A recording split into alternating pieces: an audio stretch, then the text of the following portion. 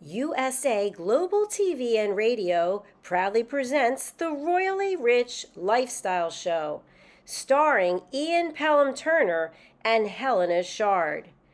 Brought to you in part by the British School of Excellence, Investors in People. This program is brought to you in part by the British School of Excellence and founder, Mr. Philip Sykes, building confidence, changing lives. Do you share our view that etiquette is a set of modern life skills that are essential for personal and professional success? Join us as an etiquette coach and change people's lives through the power of etiquette and manners. The last few days have been really amazing. I had a trainer course from the British School of Etiquette. And I must say it's been one of the best decisions I've ever made and one of the best investments I've made in my own training and development. Now, words alone will not describe the transformation and the positive path that I have traveled with the British School of Etiquette. I find I learned a lot from the lessons this time I came. The last few days with the British School of Etiquette have been fantastic. And what I've learned now is really beyond my expectations. This is the most rewarding experience and the best investment I have made this year. It was just great. I learned so much, and when I go back to Belgium I will incorporate a lot of it into my day-to-day life and business. It's been absolutely wonderful for the whole week that we were here. I feel transformed, and I feel like blowing a trumpet and tell people, come and do this school. This class is the best. This is the best school ever. You should take it. It will change your life immediately. I am now able to teach other people how to bring the best of them. Thank you. Thank you, BSc. Thank you. Thank you so much. Thank you. Thank you to our clients for their testimonials on the Train the Trainer program. Our exponential and global growth is so significant that we've evolved from the British School of Etiquette to the British School of Excellence, where we're investors in people. Let us invest in you and your career. Contact us to become an etiquette coach. Go to thebritishschoolofexcellence.com. Start your career and elevate your success today.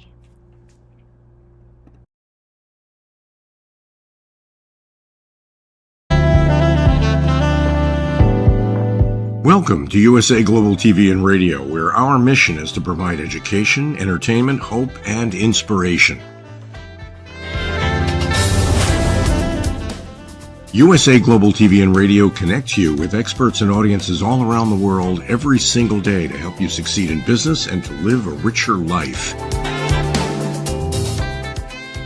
Visit us at usaglobaltv.com to learn about career and life-changing training and mentoring programs like the Listening Mentor. Subscribe to our newsletter to stay informed about our special programs and offers. Discover how you can become a guest on one of our shows or a host or producer of a USA Global TV and Radio show of your very own. That's USA Global TV and Radio, where the doctor is always in.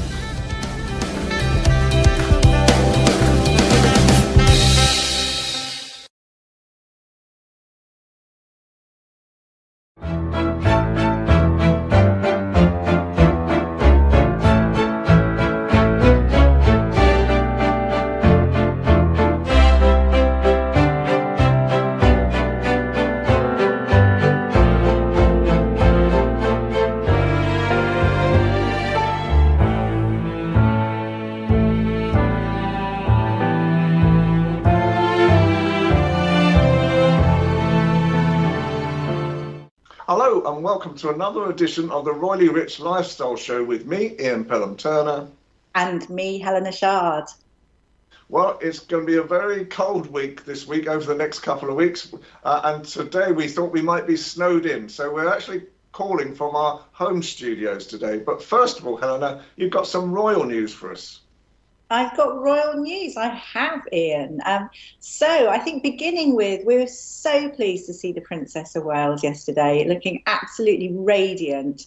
So the Princess of Wales, Prince William, they greeted the Qatari royals yesterday. They travelled with them down Horse Guards parades, official ceremony before reaching Buckingham Palace to lunch alongside King Charles and Queen Camilla. It was lovely to see also that William was very affectionate, I think, with Catherine. I think that was really great to see. And obviously she missed, I think, the Japanese tour last time, I think it was, wasn't it? Yeah. So it was good to see her out. That was her first big sort of state visit that she was part of.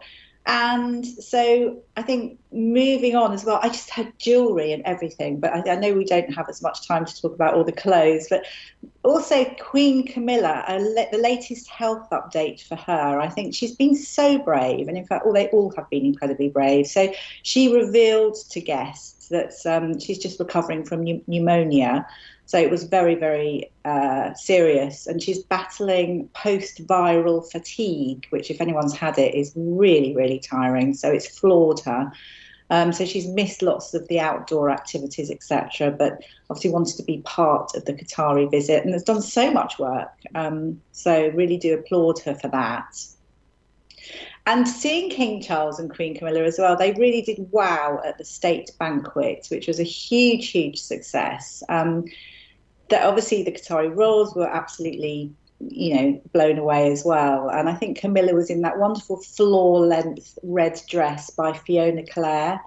And King Charles, he spoke in Arabic. He never lets the side down. He sort of talked about the historic ties between Qatar and the UK and delivered this great speech and addressed the 150 guests. And I think the funny thing was seeing Posh and Becks, so seeing David Beckham, Victoria Beckham.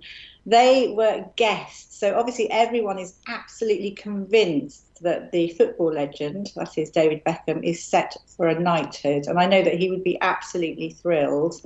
They walked sort of hand in hand through Buckingham Palace. And I think that they've got Qatari connections, haven't they? I think David Beckham was ambassador for the Qatar World Cup in 2022. A lot of controversy there. But nevertheless, it all went off well. And he was sat next to Kemi Badenoch. So I think it must have been, I wish I could have been a fly on the wall there. And obviously it's a wonderful, lavish 3-course meal and absolutely fabulous. Any thoughts, Ian, on the royals and the banquet? Well, I'm pleased. I mean, we've seen how long it takes to actually put a banquet together because I think it was it 2020 or 2022? They did a live 7-day video, didn't they, showing how to put a banquet together. It takes 7 days and huge planning. And at the end of it, we always remember that the Queen, when she was alive, used to look at the head of the table and actually make sure that everything was in line all the way down the table as well. So there's a lot of pomp and ceremony during these visits anyway, but the pièce de résistance is the banquet itself. And I can imagine the guests are very, very honoured to be part of it. And I should think the Beckhams, as you rightly say, I think David Beckham deserves a knighthood now. I mean, he's been a superb ambassador for Britain. I know Prince William is a close friend of his as well, as is Prince Harry in reality. And I think the reality at the moment is that right now, I think, the opportunities to build relationships with Qatar is very, very important from a business point of view in the future. Absolutely. Trade deals, so important. But they all had a fabulous 3-course meal, Cornish lobster and quail's eggs, organic salad leaves, and I think, other bits and pieces too, and a sort of organic Simone vanilla ice cream with Balmoral plum sorbet. So very, very delicious. Anyway, but another interesting thing as well is Prince William was at the Tusk Conservation Awards, and he was there joking away, and he was talking about his youngest, so Prince Louis, learning the drums, and saying he's spending his entire life with his fingers in his ears because it is so incredibly loud. And he was actually sharing this with Dire Straits' Mark Knopfler, and also he's 75 now, I think, and Rolling Stones guitarist Ronnie Wood. And he was talking about how music's such an important part of his life, all the different genres, and part of the family as well. So they were talking about maybe they'd all start a band or something. But you can well imagine. I can imagine him becoming famous, can't you? Can't you? Who on earth gave him Louis a drum kit? A very good outlet. We hear he's got a lot of energy, so I'm sure he spends a lot of time bashing the drums, which is and they're probably very sort of put into the furthest corner of the furthest part of the house, no doubt. Earplugs are the way forward, I think. Oh, for goodness sakes! What the Royals going to do next? I'm never, Perhaps William's going to take up the trumpet and goodness knows. Well, obviously Kate already plays the piano, so I can see this. Perhaps they're going to do a musical rendition this Christmas. That's going to be the Christmas message this Christmas. Who knows? Not quite this year, maybe next. Watch this space. I think as well, talking about Princess Beatrice and Eugenie, they are spending a lot of time with their father at the moment, Prince Andrew, and I think their family as a whole are a very tight-knit family, aren't they? And Sarah Ferguson has been talking about the grandchildren and how I think the grandchildren have been really lit up Prince Andrew's life. He's sort of got purpose now, and you've seen him helping one of the grandchildren she's three, to learning how to horse ride. And of course, the late Queen Elizabeth learned as well at 3 years old. So I think that's probably very special to him. And I know Sarah Ferguson, she's always releasing things on social media, and recently it was pictures of Princess Eugenie, her and the grandchildren at a fair. And it's a really lovely thing to see them walking around the fairground, etc. And I think as well, talking about how magical it is to have the children in their lives, but I think how important it is as well that I think in a way, with Prince Andrew, he spent the last 5 years, I think, it's his own fault in a way, but he's been locked away, as we know, in the house, in the grand house at Royal Lodge. So now he's got something to do. He's got purpose. It sounds like the Count of Monte Cristo. They didn't put a mask on him as well. He hasn't been chained to... Quite possibly. I think he's changed himself, I think, into his room. But I mean, also as well, just to talk about Sarah Ferguson, because she's always doing so much. And at the moment, she's also backing a breast cancer charity.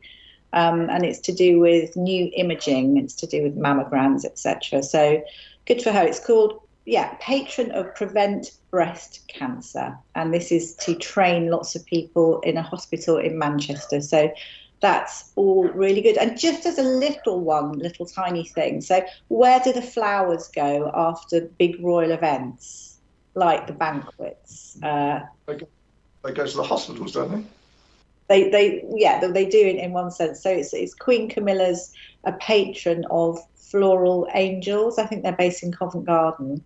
Okay. So it's put in this great big vase, and it looks absolutely stunning. And then obviously it's delivered to hospitals, elderly care home, shelters, and other deserving beneficiaries of the local community. So it's always good to know that things don't go to waste. I mean, Absolutely. There's so much going on, but I think that we can finish there, I think. Okay. Well, now we're going to move on to the middle part of the show, which is really all about news events and things that are happening over the next few days as well.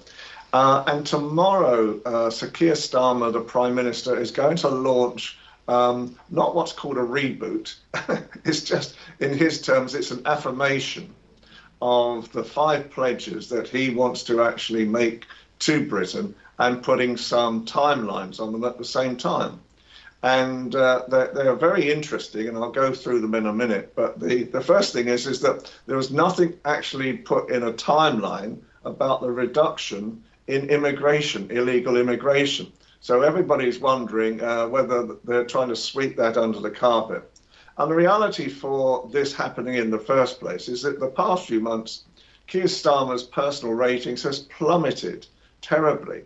And it's thought that even Labour politicians are wondering if he's the right man for the job half the time. And there's mutterings at the moment that perhaps communication systems are not going to happen, or not being very well received. They've changed their management team around quite a bit.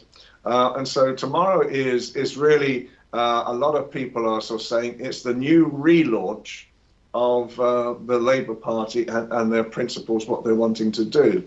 And just reading from my notes, the idea is that, as I said, there's 5 pledges. So the first pledge is to kickstart the economic growth. Well, good luck to that.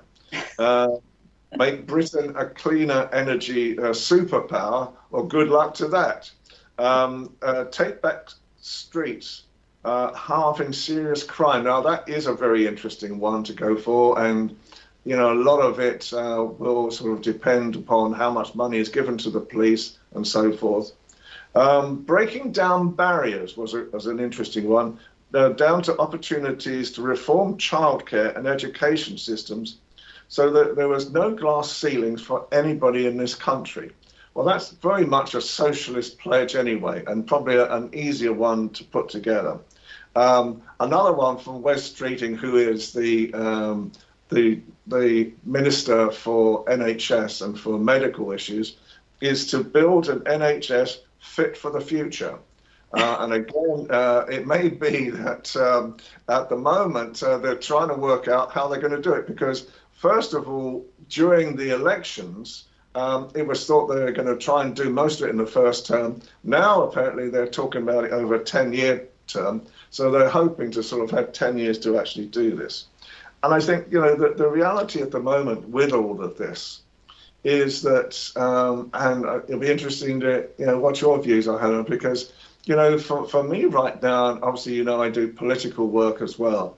I'm very disappointed in the way that the government has handled issues. And what do you think, Helena? Well, I mean, it's the ridiculous thing is, one, I do think Sir Keir Starmer needs training. He really does need training. He's not come over well at all, which I find surprising considering his previous positions. It's almost like there's no plan, and everything seems to be, I mean, we know the state of the world. It has been, and it still will be for a while, but where's the planning? It's crumbling around us. And also I just feel the lack of empathy with certain things that they decided to go for. I mean, it's not going to work, and it's not a good look, is it, when you start taking away the from the pensioners? What's it called? The winter fuel allowance. Can you not see it written across my forehead? Yeah, I can feel your rage, Ian. I really can. Cutting this colour. It's nonsense. I mean, this is silly. I mean, it's just a sort of, and it's a blanket thing that they've done to everyone, and it's really awful, because obviously this is sort of one of the most vulnerable sections of our society. So why do that? I think everyone's completely disappointed, and there's just been so much, I don't know, upset with people in the party and people with criminal records that are having to sort of suddenly dash out. It's just not a good look. I mean, this could almost be like a show on its own, I think, couldn't it? Yeah, I think, and I think, from really a political standpoint, they're trying to spin this as, no, this is not a reboot. This is not us trying to get back on track again. This is just a confirmation of what we were going to be doing for the past few months. And quite honestly, if they think Britain believes that, then more fool the Labour government. So moving on, a very good thing for people like myself, over 60s, are now going to be given on a Tuesday in Iceland stores right across Britain a 10% discount. And all we have to do is produce our bus pass. Thank goodness I've got one, or some form of identity to actually show that we are over 60 and are deserving of this thing. And there's going to be a 10% reduction in all food items. So I think good on Iceland, first of all. I think that's incredible, the thing to be able to do it. And, you know, people like myself and, you know, people of my age in this area especially, where there's a lot of very more elderly people, elderly more than myself even, then to actually be able to sort of get something back, you know, for the chaos that this government has created is nothing short of miraculous. What do you think, Helena? I'm just thinking to myself now that everyone's having to do things because the winter fuel allowance has stopped and been brought back to that. So now shops are offering discounts, which is brilliant. I mean, obviously it gives people a boost, doesn't it? Everyone wants their money to go further. So I'm so pleased. That's great. And I think you'll probably find that lots of shops go down that route. Well, I really hope so. I know as well, I've heard that it's only in certain parts of the country, but free air fryers and slow cookers are actually being given to pensioners in North Lincolnshire. And that's to reduce energy costs, again, because of the winter fuel allowance being stopped. And they're also being taught how to use these air fryers and slow cookers, and also been given £200 to help towards everything. But this has come out of it's come out of an allowance. I'm not too sure, but it's got a name. I can't remember the name of it now. But I mean, it needs to be rolled out, doesn't it? It needs to be rolled out everywhere. I think the name is probably the slush fund produced by the government now in trying to cover up the sins of the fathers. Yeah, the cover-up fund. It's very interesting because I've been recipient for 2 letters recently from the government. One saying I might be, able to attach new funding to my pension. Then when we looked at it, no, I can't. And then a second one where I might be able to get an extra payment towards the thing. It's called bribes. That's what it's called, Sir Keir Starmer. Don't be sort of calm about it. Obviously, they've made a major mistake. And now, not only are the old age pensioners arguing about it, the farmers are as well. And the farmers recently had a major demonstration outside Parliament at the same time. And so the farmers are furious and are saying that they may reduce the amount of crops in stores just to show how important they are. What do you think?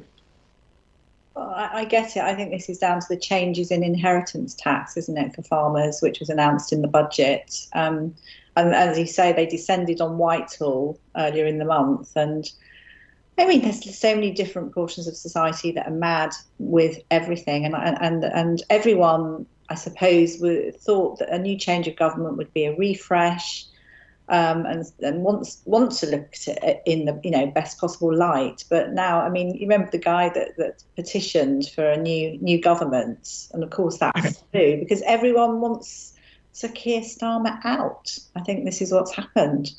And again, there seems to be no plan in the government, and we do advise Sir Keir Starmer to get some media training and more training actually, and to deliver election promises and knuckle down. Absolutely. And do us proud. The cold blast of the future is coming right before us as well, because our last segment today from the news angle is that we're expecting a major cold blast over the next couple of weeks. One of the reasons why we are doing it from our home studios today is that we were told that there may be an icy blast with snow showers over the next few days, actually in London itself.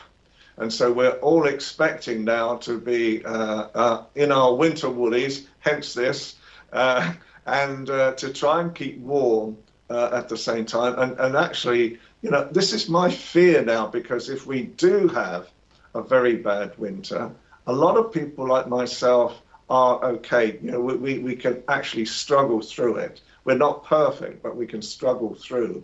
but there's a lot of people older than myself who are very afraid that of the cold this year. And it may turn into eat or heat is the situation as well. And so I think again and again and again, I think Sir Keir Starmer and Rachel Reeves, the Chancellor, really needs to rethink all of this, because it's crazy, absolutely crazy. So that's the end of our news items. We're just going to take a short break, and then we're going to bring on our colleague and great friend, Philip Sykes from the British School of Excellence, to talk about some of the issues that we've just mentioned. Stay tuned.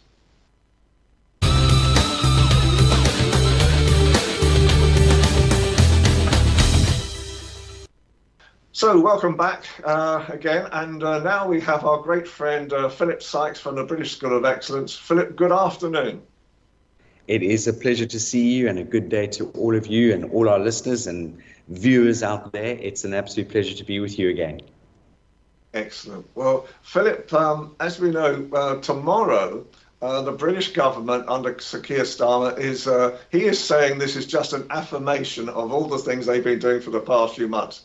All the political commentators like myself have been saying this is a reboot to try and catch up with what has not been happening and all the mistakes that have been made as well. But I'll just quickly go through the 5 issues they're going to talk about. They're talking about starting the economic growth, making Britain a clean energy superpower, take back the streets, halving serious crime, breaking down barriers so that everybody has the opportunities of education in the system, and childcare, and finally building an NHS fit for purpose. So if you were really in power right now, and obviously you're an expert on branding as well, what would you be telling this government to do? To think things through very clearly and practically and realistically. Because with all due respect, let's just take the scenario of breaking down barriers when it comes to education and wanting to add VAT onto the school fees. Now, that doesn't make sense to 90% of the people when you talk to them about it, because most people, and I can speak from experience, are working very hard as 2 couples to put their children through the best education they can possibly afford. Now to then sting them with VAT is going to break the system, because what will happen, it'll pull people out of schools, but where will they go? So this is going to cause overcrowding in schools. This is going to cause displacement across the country when it comes to education. So there's no harm in life in retracing your steps and relaunching something that maybe didn't come across and make sense in the beginning. And a lot of things are often said so one can get into power, and then they retrace, and then they start to fumble, and they start to trip up or trip over themselves. So when it comes to those sort of things, Ian, I think more thought needs to be put into these scenarios, and not only more thought, but to actually go to ground and speak to the people on the street. Because as you are both aware, and it just takes us to walk around London to see what is going on out there, there is a lot of poverty. There is a situation where people are mentally breaking down because they're struggling so badly. And that's just scratching the tip of the iceberg. And I hope that comes across as making some sense. Absolutely. Helena. Just listening to Sir Keir talking, and I think it's something that you need to put in place for businesses, for everything, but it's important to work on measurable milestones. So you plan things, you action them, you can see it, you're accountable, and you deliver it. And there doesn't seem to be a plan at the moment. Absolutely. To measure small change and working towards something will keep everyone happy. Yeah, that's such a great point. It is. There doesn't seem to be a direction. Yes, it's great to talk about economics, great to talk about energy, it's great to talk about crime. That's all hot air. until you actually start to see action. And within the UK, it's a country that has always been a force to be reckoned with. And right now, it's looking very fragile at the moment. If you look at what's happening in the UK, how many people in the upper echelon of society financially and businesses that are leaving the UK because they are petrified of where this is going. So for the current government, it doesn't matter which party you support, and which government is in power at the moment is obviously the Labour Party. They need to acknowledge the past challenges. They need to absolutely listen, and with both ears, and listen actively and attentively, not just lip service and hear a noise. And they need to start understanding the power behind small businesses and what small businesses can do for the economy, for the country, and how it can absolutely help us start stabilizing the United Kingdom in so many aspects. So, for example, how many shops in the UK have closed down over the last 10 years, for example? Our business rates are too high. Parking authorities are hitting you every step of the way for a mispayment. So, in other words, start to reduce those costs that will allow people who want to go out there and shop and have the experience and spend money to want to be able to do that without knowing that they could land up actually being stung because either the parking's too expensive, or if they don't pay for parking, or they miss their minutes before they have to reignite their app to pay for more parking, they will get a penalty and a fine. So it starts at grassroots, and the rebranding of this government starts by really taking to the streets and listening to what everyone across the board is saying, and then to be able to put their money where their mouth is, to be honest and authentic. We've seen so many times over-promising. We've got to stay true to the core values. I totally agree with that, Philip. And strange enough, one of the stories that we were talking about today is that Iceland, the store Iceland, is now reducing to pensioners on a Tuesday all their food by 10% in an effort to actually try and help them through this winter period itself, which is a tremendous, heartfelt issue to work with. When you're talking to corporates especially, what are the guidances that you give a corporate, if you feel that they need to have a rebrand themselves? That's a great question. Firstly, the one thing is I would always give any organization about the understanding about emotional concerns. A rebrand can feel very unsettling, and you've got to come across with empathetic messaging and reassure and inspire with confidence in the new direction you're going in. And that's something for me is so important. It's about being true, it's about being honest, and again, being very, very clear on what you can do for other people and how you can help them. Because nowadays, and funny enough, interesting, I was very, very fortunate to be invited to an incredible talk yesterday addressed by David Sanger. And for those of our listeners who are not familiar with the name David Sanger, he is the chief Washington correspondent for the New York Times and a 3-time Pulitzer Prize winner. And over the last 40 years career he's had, he has gone around the world. He talks on national security. He's interviewed who's who in the zoo, governments, prime ministers, everyone. And he is so well read and so invested in where the world is right now. And I know you've asked me an interesting question there, Ian, and excuse me digressing, but what was fascinating now with Mr. Donald Trump coming in to power coming into power in January, if the world is thinking, or anyone here in the United States, for example, is thinking that it's going to go back to what it was, they've got another thing seriously coming their way. And nothing is going back to what it was when Trump was in power. The world has changed and progressed in the last 4 or 5 years since he hasn't been in power, all over the place. Now, this gets into cyber, this gets into the technology side of things, this gets into, where Putin is, what's going on with Ukraine, this is Iran, this is all these moving parts right now that people out there are not open to or aware of. A lot of people are not open to. Now, my point for sharing this is that we need to come together as organizations, and we've got to engage with the right voice. We've got to involve the stakeholders that are involved in any organization. And for the case of this conversation, the stakeholders are the British public that need to come and be involved. And we've got to collaborate with experts and include branding professionals, get people out there who understand the importance of branding at that sort of level and get that message very, very clear. Excellent. Wonderful. I think we want to see meaningful change and be able to track, true progress. Yeah, absolutely. I absolutely. And I think bring the positivity into the news. What is possible? And if things are only possible when we all come together. Yeah, I get it totally. Philip, sorry, we're short on time again today. So, and bless you for always your most pearls of wisdom. So, how can people get in contact with you? www.thebritishschoolofexcellence.com, hello@thebritishschoolofexcellence.com.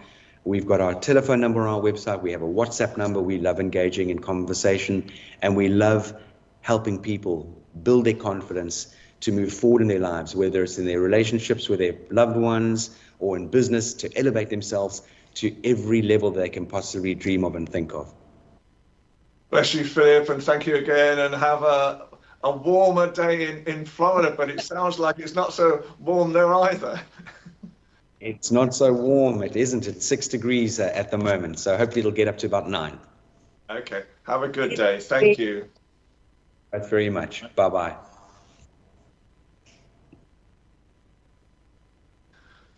Okay, well, that was another great show, wasn't it, Helena? And lots of interesting things, again, to sort of talk about. And we're increasing, really, the values of the Royally Rich Lifestyle Show now by bringing in news as well to it.